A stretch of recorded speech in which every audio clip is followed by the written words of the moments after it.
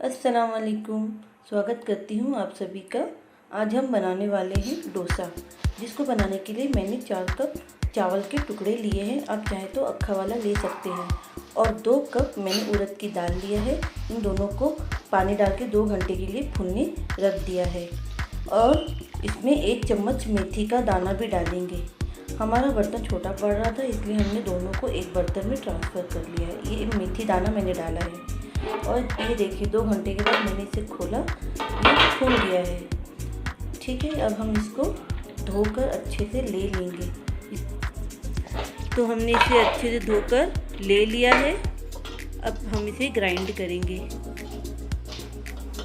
इसमें 1 चम्मच मेथी दाना ज़रूर डालिएगा। इससे क्या होता है ना, फ्लेवर भी अच्छा आता है और ये डाइजेशन के लिए भी बहुत अच्छा है। तो चलिए हम इसका पेस्ट बना लेते हैं, थोड़ा थोड़ा पानी डालकर। ये देखिए हमने ग्राइंड कर लिया है और ये जो है बहुत ही अच्छा फाइन पेस्ट बना है। इसी तरह आप सभी को पीस लीजिए। आप देख पा रहे होंगे कि ये अभी बहुत गाढ़ा है, लेकिन जब फर्मेंट हो जाएगा तो हम डोसा बनाएंगे, तो उस वक्त हम थोड़ा पानी डालेंगे, डोसा के हिसाब से पतला करेंगे।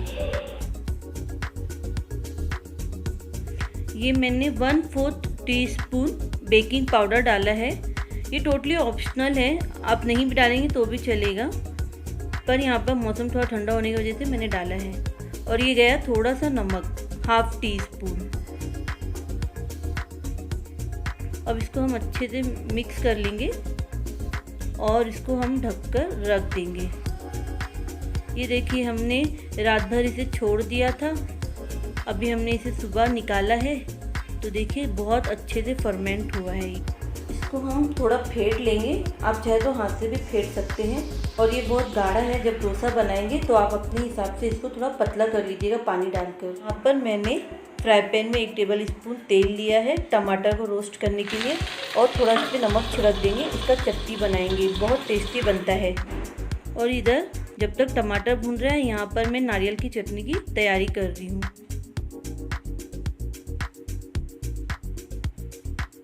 अदरक लहसुन लिया है, रोस्ट किया हुआ मूंगफली है और आधा नारियल लिया है मैंने।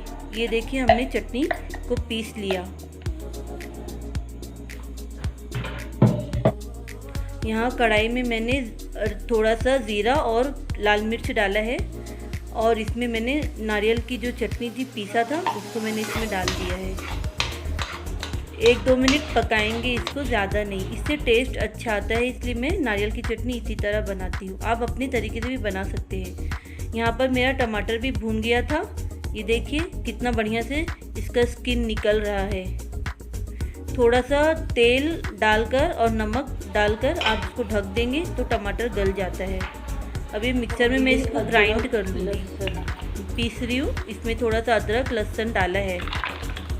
ये देखिए कितना अच्छा लग रहा है और ये बहुत टेस्टी भी लगता है। अब इस पे हम इसमें टमाटर की चटनी में हम तड़का ऊपर से डालते हैं। नारियल की चटनी को मैं थोड़ा सा कढ़ाई में पका लेती हूँ। ये देखिए राई डाला है और 2 लाल मिर्च डाला है, और ये थोड़ा सा नमक डाला है, आप अपने स्वाद अनुसार डाल लीजिएगा। लीजिए हमने इसको तैयार कर लिया तड़के को, और ऊपर से लाल मिर्च डाला है मैंने। मिर्ची को जला लेते हैं तो उससे टेस्ट थोड़ा अच्छा आता है। और मैं नारियल की चटनी में मिर्ची नहीं डालती हूँ, क्योंकि वो बच्चे लोग खाते हैं ना, इसलिए आप डाल लीजिएगा अब अपने हिसाब से। और ये मैं ना प्याज लाल कर रही हूँ। मैंने मिक्स सब्ज़ी बनाया था तो बच गया था, तो उसको मैं ना डोसे में डालूँगी।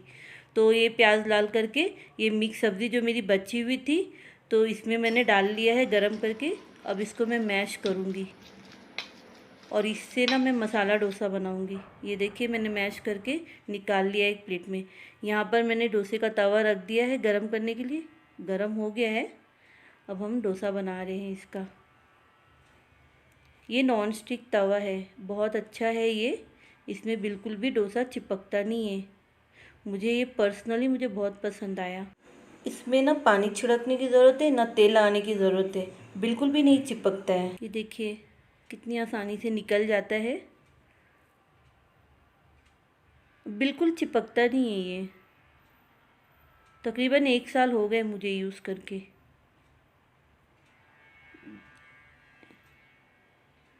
ये देखिए दोनों साइड मेरा बन गया है डोसा, बिल्कुल एकदम जालीदार है।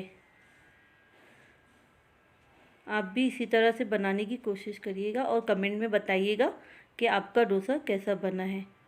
ये मैंने दूसरा डोसा डाला है, वो निकाल लिया, अभी दूसरा मैंने डाला है। और ये जो मिक्स सब्ज़ी बची थी ना मेरी, तो उसको मैंने गर्म करके प्याज डाल के मैश कर लिया था, अब मैं इसमें डाल रही हूँ। इससे क्या होता है, सब्ज़ी भी वेस्ट नहीं होती है और फिर मसाला डोसा के लिए अलग से हमें बनाना भी नहीं पड़ता है। कभी बच जाए ना तो आप भी ऐसा करके देखिएगा और कमेंट में ज़रूर बताइएगा। और अगर मेरा ये रेसिपी अच्छा लगा है ना तो प्लीज़ सब्सक्राइब और लाइक कर लीजिएगा। तो देखिए हमारा दोनों डोसा तैयार हो गया है, सिंपल डोसा भी और मसाला डोसा भी। तो अब हम इसे डिश आउट कर लेते हैं। और अगर आपको अच्छा लगा है तो प्लीज़ सब्सक्राइब कर लीजिएगा। Thank you for watching. Bye bye.